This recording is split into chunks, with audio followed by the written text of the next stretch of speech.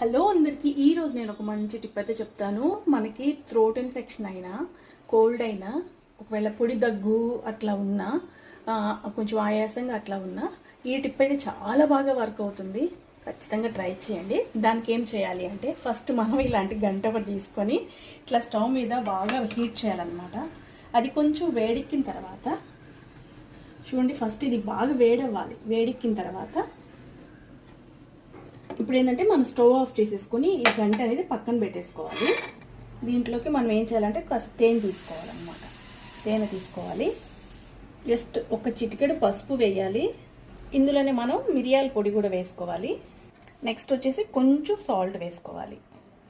దీన్ని బాగా మనం కలిపేసేయాలన్నమాట. కొంచెం గోరువెచ్చగా ఉన్నప్పుడే దీన్ని మనం నాలుక మీద పెట్టుకొని కొంచెం నాకినట్లుగా చేయాలన్నమాట. కొంచెం కొంచెంగా మనం నోట్లో పెట్టుకొని సిప్ చేయాలన్నమాట. అప్పుడు ఆ గొంతులో ఉన్న ఇన్ఫెక్షను, థ్రోట్ ఇన్ఫెక్షను, ఆ దగ్గు, ఆయాసము, ఆ కఫము, ఆ లంగ్స్లో ఉన్న కఫం అంతా కూడా కొంచెం కొంచెంగా తగ్గిపోతుంది. కంప్లీట్గా అయితే దగ్గు, జలుబు, ఆయాసం, ఇన్ఫెక్షన్ అంతా కూడా నీట్గా తగ్గిపోతుంది. ఇది ఖచ్చితంగా ట్రై చేయండి, చాలా బాగా వర్క్ అవుతుంది.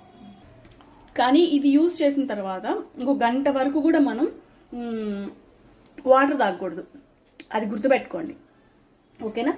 కానీ చాలా ఘాటుగా ఉంటుంది గొంతులో. ఇది మింగుతున్నప్పుడు చాలా మంచి రిలీఫ్ అయితే ఉంటుంది.